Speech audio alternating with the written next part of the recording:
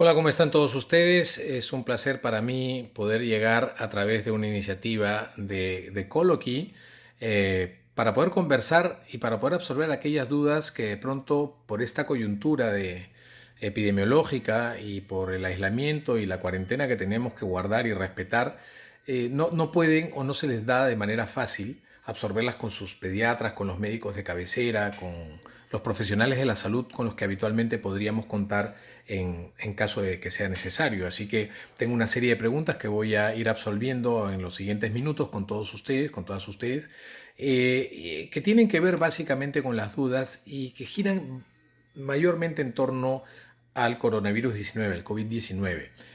Sí hay algunos aspectos importantes que a mí me gusta puntualizar siempre, ¿no? Primero que este es un virus nuevo que pertenece a una familia muy antigua de virus que producían básicamente resfríos, pero por las características y por la forma en la que ha mutado, eh, se parece mucho a uno que produjo infecciones muy serias en algún momento con una gran mortalidad. Este afortunadamente no es tan agresivo como el anterior, pero por compartir mucho un parentesco genético con este agresivo coronavirus responsable del SARS y del MERS, estos dos, para compartir mucho esa genética, se podría asumir que pudiera llegar a ser tan agresivo. Por esa razón es que desde que empezó esto en diciembre en China, las medidas fueron muy extremas, porque uno de los problemas que acarrea este nuevo coronavirus es que se contagia muy fácilmente. Aunque la población que más riesgo tiene de tener complicaciones mortales es una población bastante bien definida, que son los adultos mayores y sobre todo aquellos que tienen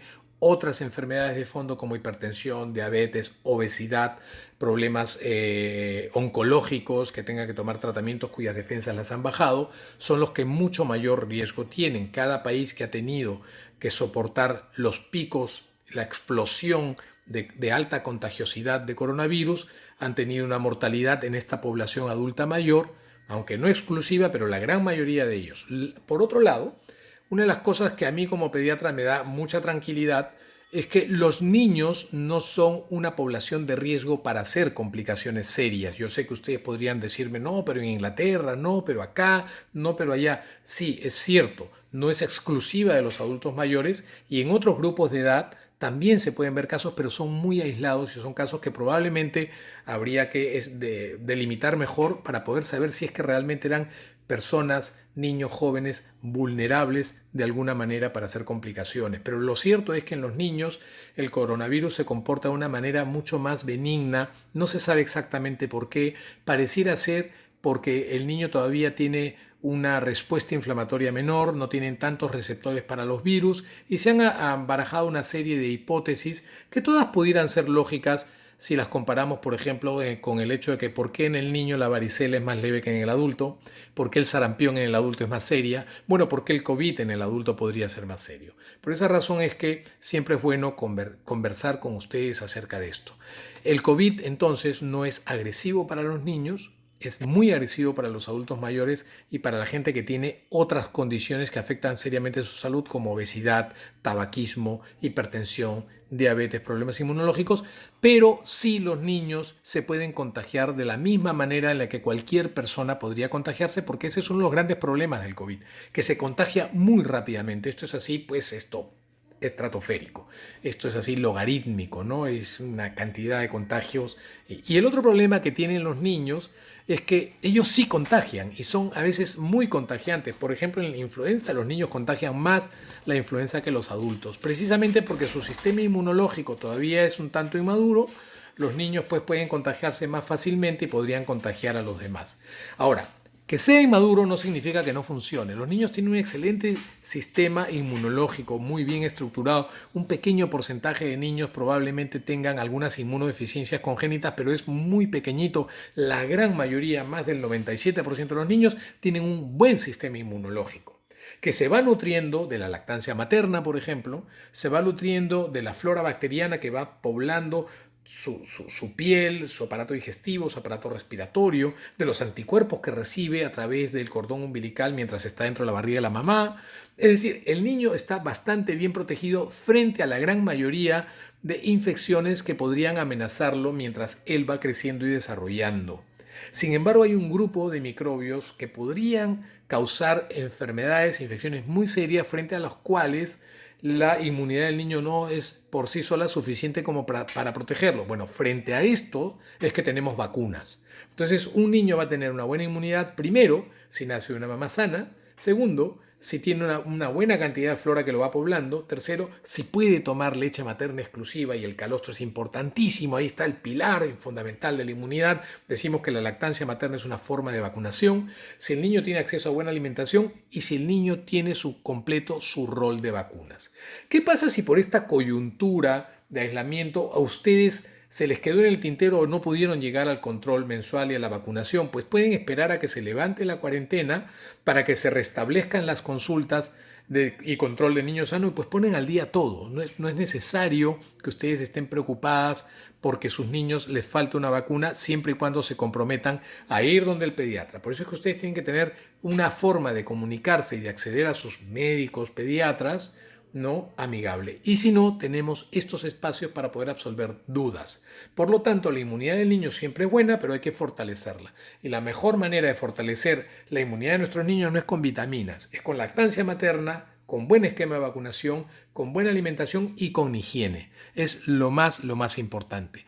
¿Qué pasa si su niño es asmático o tiene rinitis alérgica? Existe la preocupación de que podrían ser más susceptibles de hacer neumonía por el COVID o complicaciones por el COVID.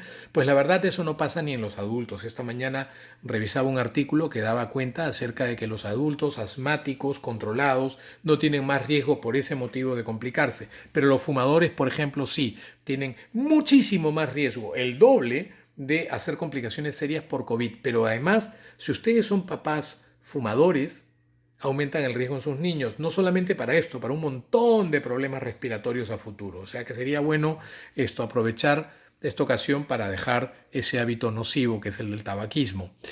Si bien es cierto, el hecho de estar en aislamiento cambia de pronto la vida relativa de los niños, porque los niños pequeños siempre están en su casa, luego van al kindergarten, pero regresan a la casa, luego van a la escuela, pero están en la casa. O sea, los niños han vivido siempre una suerte de cuarentena parcial, porque si no salen con un adulto, pues es difícil que salgan, ¿no?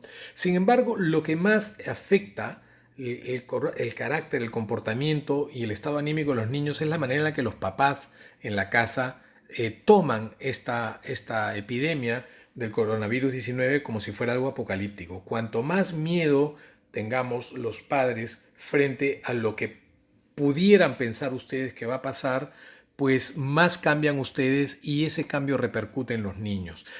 Tienen que entender ustedes que los niños no tienen acceso a un parque ahora cuando podrían tenerlo, no tienen oportunidad de ir al colegio, estar con los amigos, ¿no? A pesar de que las redes sociales unen a las personas en estas situaciones, pues los niños no tienen la capacidad de manejar una tableta o tener redes sociales, en fin, están más restringidos. Ustedes no deberían romper su rutina habitual y sí involucrar al niño en rutinas de la casa, de la cotidianeidad, como jugando. Hay muchos niños que juegan activamente.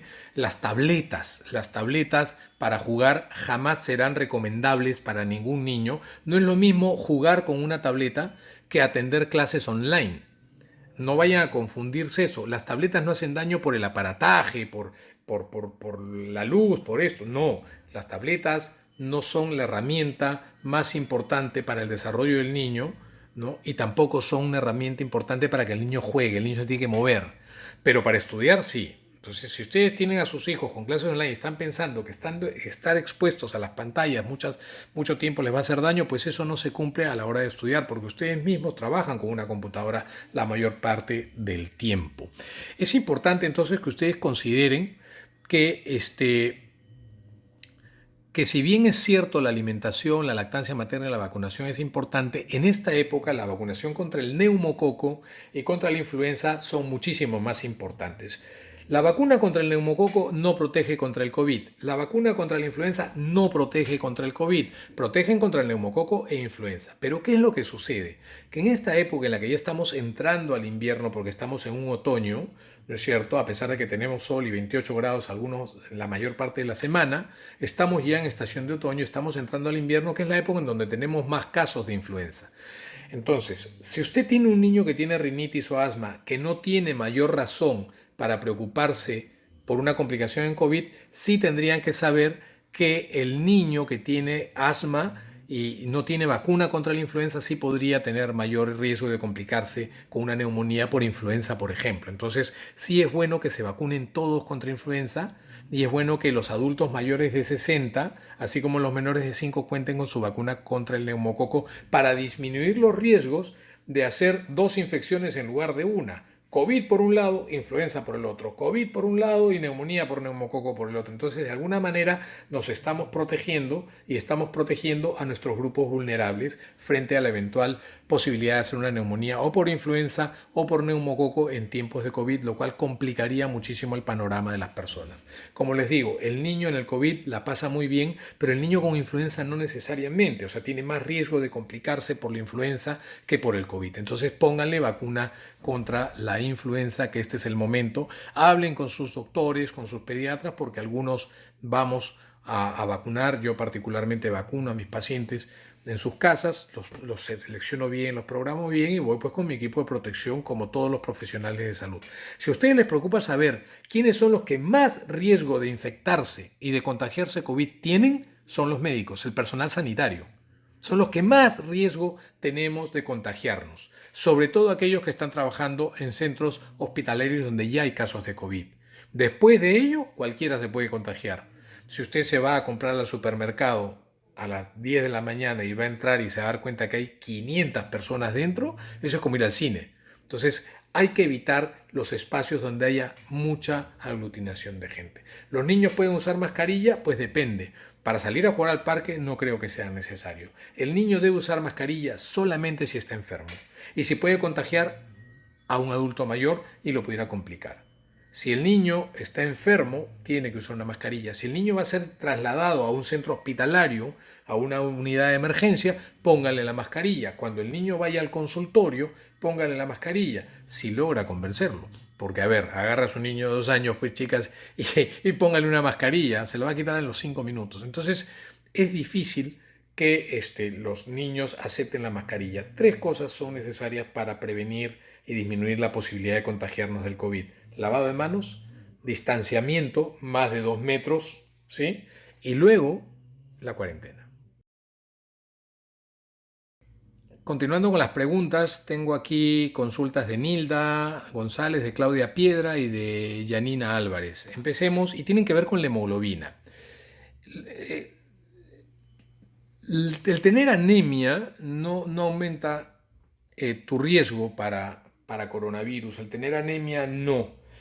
La razón por la cual los adultos mayores se complican seriamente es porque su sistema inmunológico ya está bastante gastadito por la edad. Eso se llama inmunosenescencia o envejecimiento inmunológico. Entonces los adultos mayores no tienen una buena respuesta de anticuerpos frente a este tipo de infección. Más aún si no conocemos al virus, si es un virus nuevo. En realidad ninguno de nosotros podría estar preparado con inmunidad natural frente a este nuevo coronavirus, pero los jóvenes y las personas sanas sí tienen mejor capacidad de respuesta y formar anticuerpos un poco más rápido.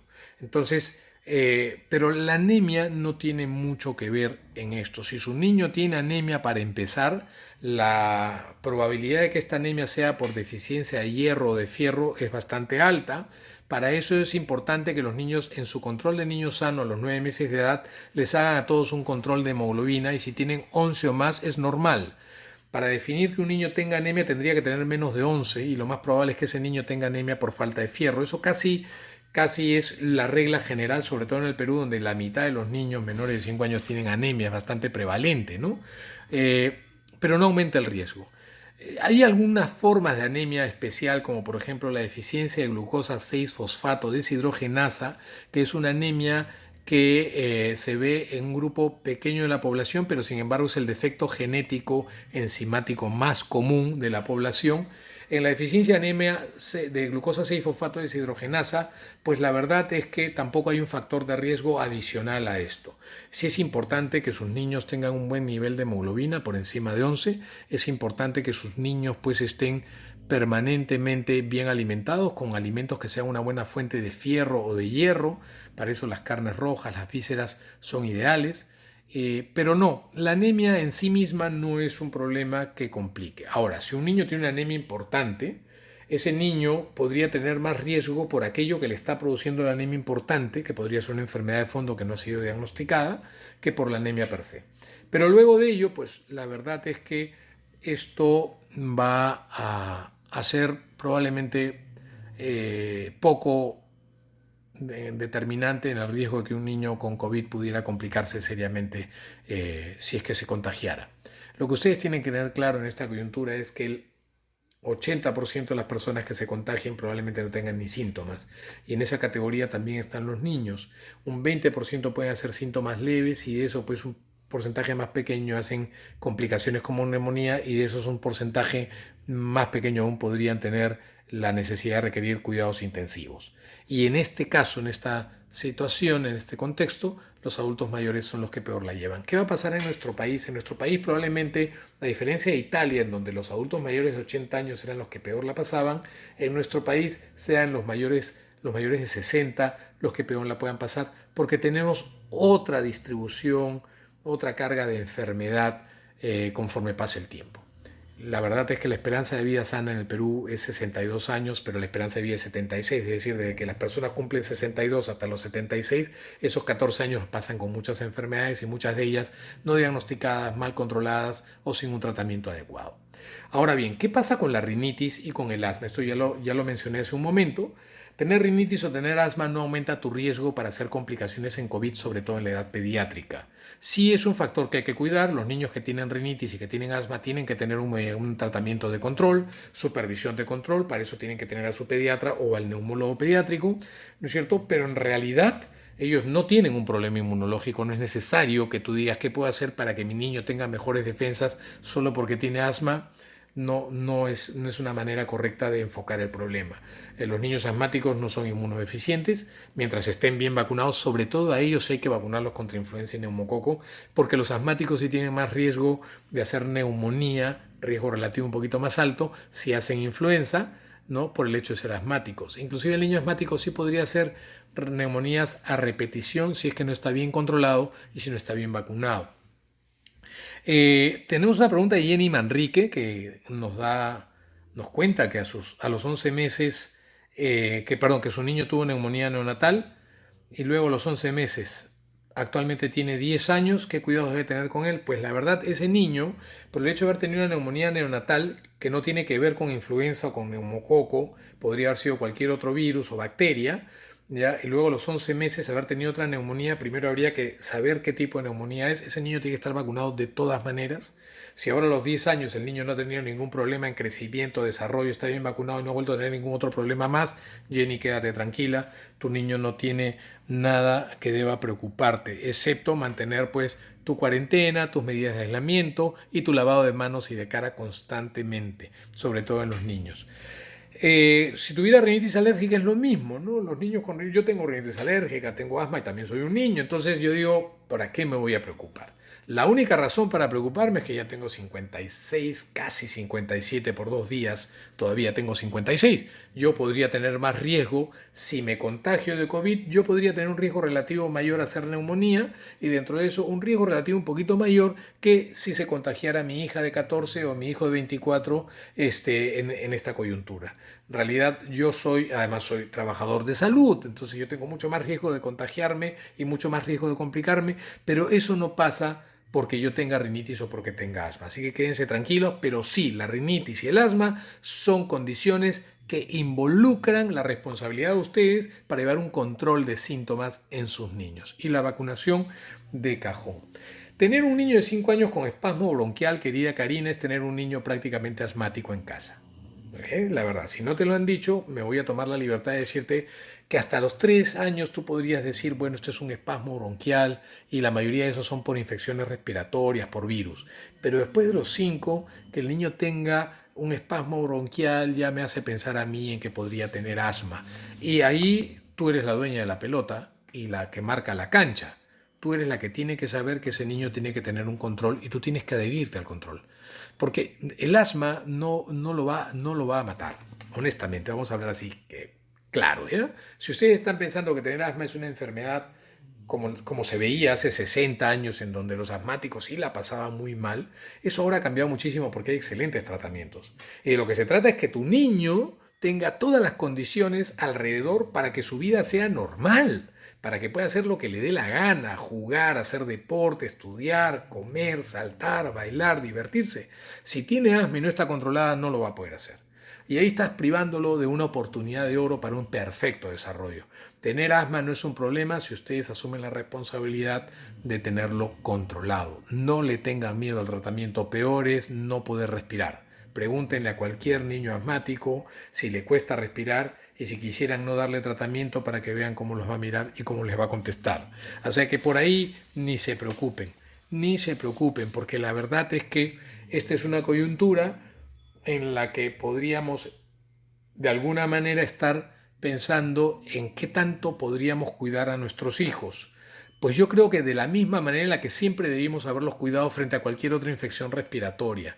Gripes, virus respiratorio sincitial, metaneumovirus, otros tipos de coronavirus, resfríos en general, siempre debimos haber observado el cuidado en casa del niño resfriado. No mandarlo a la escuela porque va a contagiar, esperar a que los síntomas se alivien para que él no pueda retornar a sus labores habituales, lavarse las manos, ¿no es cierto? Estornudar poniéndose el brazo, toser poniéndose el brazo, o sea, son las medidas de control. Desinfectar no es necesario, pero lavar bien sí.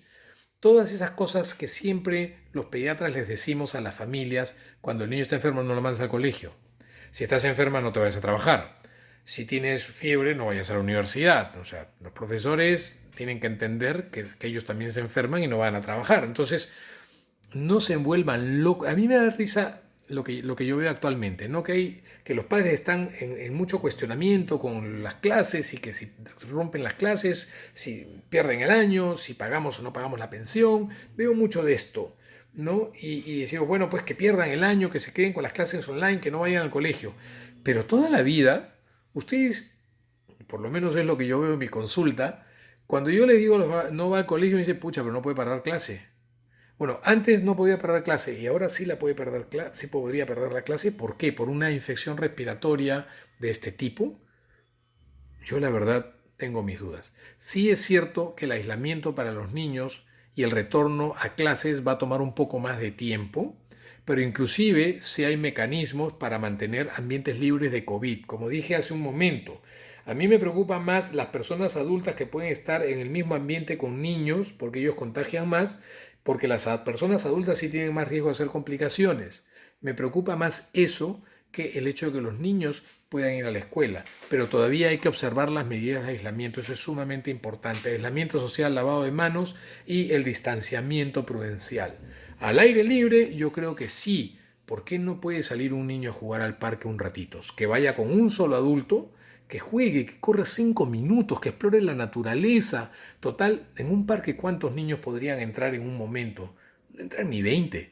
Y un parque es grande. Entonces, eso sí podría ser más fácil de permitir en esta coyuntura actual. En realidad, los cuidados que nosotros tenemos que tener con nosotros mismos y con nuestras familias nos obligan a no perder la perspectiva. No porque estamos en época de COVID, ustedes deben pensar que todo es COVID. Hay muchos otros aspectos dentro de la salud, del desarrollo y de la vida de sus niños que ustedes tienen que observar. Por ejemplo, estar atentos a cómo están comiendo, estar atentos a qué tanto se están moviendo, estar atentos a que podrían tener cualquier otra enfermedad infecciosa respiratoria aguda, y no perder la calma y no asustarnos. No podemos ver todos con ojos de COVID todo lo que le pueda pasar a nuestros hijos, porque por ver algo como si fuese COVID, podríamos estar dejando ver algo que podría ser muy importante, tanto o más importante que el COVID, y no estamos sabiendo hacer esto. ¿Qué otras recomendaciones hay con respecto a lo que ustedes tienen que observar? Ustedes tienen que tener siempre mapeado el hospital más cercano, el teléfono de sus doctores, ¿no es cierto? Seguro si lo tienen, hospital si no tienen seguro, tenemos SIS, Entonces ustedes tienen que tener todo eso bien estructurado. Luego, ver la alimentación del niño. Yo lo que estoy observando en muchas familias es que los niños están comiendo más de lo habitual y creo que hay una carga ansiosa en esto, que creo que no le estamos manejando bien. Creo que no les estamos dando a los niños tareas un poquito más interesantes para ellos, como por ejemplo ordenar su habitación, ayudar a la mamá a preparar alguna comida, los que puedan estar en edad de hacerlo, tender su cama, poner la ropa sucia en el cesto de la ropa sucia, eh, participar de juegos en la familia es un elemento muy muy importante. Y luego buscarles juegos activos dentro de la casa. Si ustedes viven en un departamento un niño puede jugar liga. Ustedes deben haber jugado liga de chiquitas, ¿no es cierto? Se pasan saltando, saltando, saltando.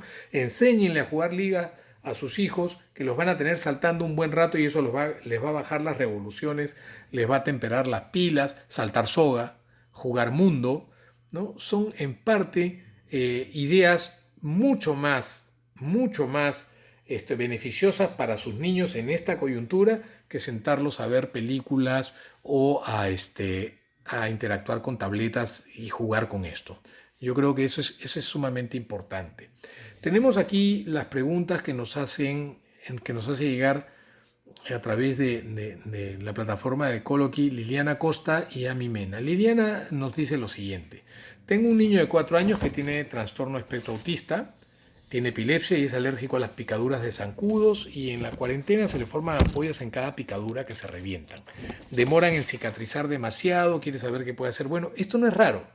Este verano, el calor, como en todos los veranos, permite que haya mucho más zancudos de lo habitual, sobre todo en sitios donde hay fuentes de agua, ¿no? Generalmente en los veranos es cuanto más picaduras y más infecciones de piel vemos, pero este verano yo he visto mucho más infecciones de piel por estafilococo, que tienen esa característica, que pican mucho, el niño se rasca, se inflama, se forman ampollas y ahí sobrevienen las infecciones. Esto no es porque tenga algo especial ni porque el niño sea alérgico a las picaduras de los zancudos. Desde ya les voy diciendo que no hay manera de que hagamos alergias a las picaduras de zancudos. Podemos hacer alergia a picaduras de avispas, podemos hacer alergias a picaduras de abejas, pero de zancudo la verdad es que yo no he visto jamás, ni tampoco conozco, de que esas formas, esas manifestaciones, esa manera en la que a algunos niños se les hinchan más las zonas de la picadura, esto no responde a un mecanismo alérgico, sino a un mecanismo inflamatorio. Pero las ampollitas sí se contaminan muy fácilmente con estafilococo y se producen hasta las famosas celulitis o los impétigos. Esto tiene que ser tratado con antibiótico. La mejor manera de lograr o de prevenir que esto se convierta en una verdadera infección de piel, es utilizando un buen corta uñas y el lavado de manos. Manos limpias, uñas cortas, y apenas ustedes vean que se está inflamando la zona o que se está poniendo roja y caliente, sí pónganse en contacto con su pediatra. Porque a través de una videoconsulta él les puede orientar muy bien, pero generalmente pueden usar una pomada antibiótica o tomar un antibiótico. Los antihistamínicos podrían disminuir la probabilidad de que le pique la ronchita o la zona en donde el zancudo lo pinchó, pero más allá de eso no va a lograr mucho más cosas en beneficio de que esto no se infecte. Lo que tiene tu hijo Lili es que se le infectan fácilmente y probablemente es porque él mismo se esté rascando durante la noche inclusive, porque en la noche pican y los niños se rascan sin darse cuenta.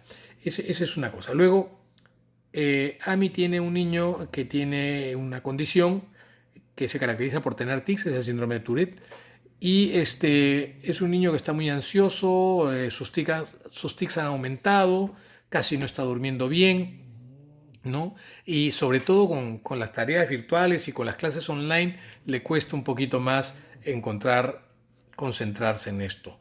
¿Qué actividades? Ami, yo voy a hacerles llegar a través de la plataforma de Coloqui una, no sé cómo llamarlo, un link, esos términos modernos y tecnológicos, en donde ustedes pueden encontrar una serie de actividades con sus niños para que puedan entretenerlos. Si bien es cierto, el tema con tu niño es distinto porque te va a demandar mucho más control y cuidado, pero aquí juega un papel importante la tranquilidad con la que lo tomen, la manera en la que no interrumpan su rutina habitual. O sea, nosotros es cierto que hemos cambiado y tenemos que estar restringidos a estar dentro de nuestras casas, No, pero los niños generalmente tienen rutinas. Esto no lo pueden romper.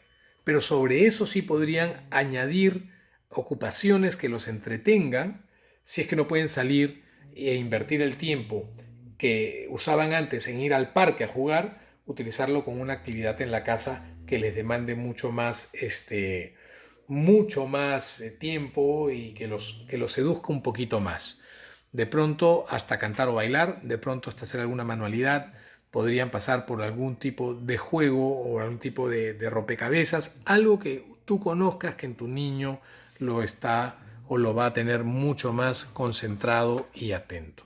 Sí, es cierto, si ustedes están muy ansiosos, si están muy preocupados, esto se transmite y ustedes van a poder ver después de un determinado número de días que él se sienta igualmente ansioso y sobrecargado. Esto yo sé que no es fácil, pero sí, hay muchas maneras de manejarlo. Yo les voy a pasar algunas cositas por ahí para que las tengan. Otros temas que tienen que ver con la salud y con el cuidado de sus niños, como por ejemplo hablemos de parásitos. Aquí tengo dos consultas, una de Miriam y otra de Joyce, en donde hablan de cómo desparasitar de manera natural. A ver, es difícil esta respuesta porque si bien es cierto hay 50.000 remedios caseros que se han utilizado tradicionalmente para poder tratar parasitosis, las pepas de zapallo que las tienes que calentar primero en una sartén y en fin, las tienes que preparar, hasta cosas que realmente yo la verdad nunca he podido primero evaluar si son seguras y luego en qué dosis y cuál es el impacto o la efectividad. Pero lo que sí sé es que los parásitos que más comúnmente podrían infestar a los niños son los gusanos y dentro de ellos los oxiuros. ¿Por qué? Porque la hembra del oxiuro pone un montón de huevos, estos huevos están en la tierra, los ascaris también, las trichuris también, y los niños juegan todo el tiempo y se meten la mano a la boca y están entre ellos, y eso sí podría aumentar el riesgo de parasitosis en zonas de climas más tropicales que la que tenemos en Lima, en donde hay poco nivel de saneamiento básico, ¿no? Sí es costumbre desparasitar a toda la familia una vez al año. Eso no necesariamente se aplica en el ámbito urbano en Lima. Yo creo que para poder decir que un niño tiene parásitos no hay que asumirlo, hay que certificarlo y hay que verlo. O sea, si ustedes han visto un oxiuro en el anito de sus niñas pues, o de sus niños, sí tendrían que recurrir a un desparasiticida. Y la verdad es porque están mucho mejor estudiados que los remedios caseros. El mejor desparasiticida para los oxiuros, para los gusanos redondos en general, ascaris, en fin, es el albendazol, que se toma una sola dosis y esto tiene que ser bajo supervisión de su médico tratante. No podría decirles yo, ustedes van a estar tranquilos porque la verdad es que denle esto, denle lo otro, porque no conozco yo el impacto, ni la seguridad, ni la eficiencia. Primero, certifiquen que hay un parásito. Segundo, consulten con sus médicos sobre o de qué parasitosis estamos hablando para poderla tratar. La mayoría son oxiuros. Y los oxiuros con el albendazol van muy bien, el ascaris también, el trichuris trichura también. Es decir, responden bien al tratamiento, pero hay que estar realmente seguros de que hay un parásito. El prurito anal, ¿no? Que les pique el potito a los niños, no siempre garantiza que lo que tiene el niño pues, es una parasitosis. No necesariamente, ¿no? El niño podría tener una escaldadura, podría tener una dermatitis en esa zona y podría estar igualmente incómodo por ese motivo. Así que yo creo que es importante que ustedes estén tranquilos durante esta etapa. eh, Esto no va a durar 100 años, las crisis no duran toda la vida. Nosotros, el cerebro humano tiene una capacidad, sobre todo en los niños, de adaptarse. Somos muy plásticos y resilientes. Y estoy seguro de que cuando todo esto pase vamos a volver a nuestra rutina habitual y normal. Pero yo creo que el miedo y la preocupación son la peor manera de ejercer nuestra crianza. Si vamos a criar a nuestros niños con miedo y con preocupación, no vamos a tener adultos felices.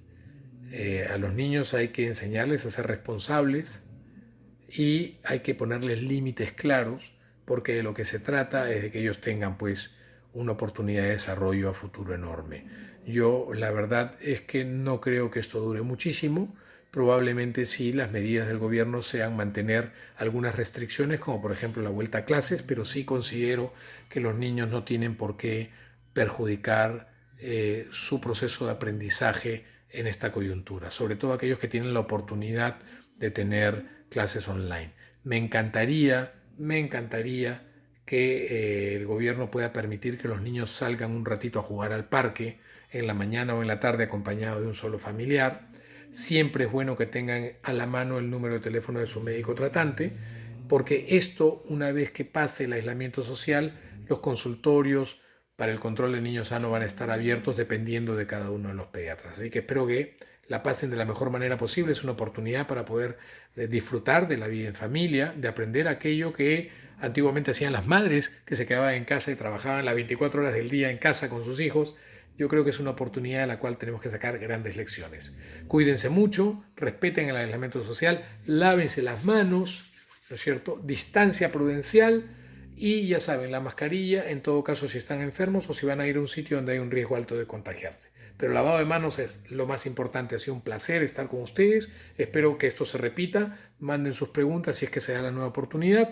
Le agradezco de antemano a Coloqui por la oportunidad que me da de llegar e interactuar con ustedes. Cuídense mucho. Chao, chao.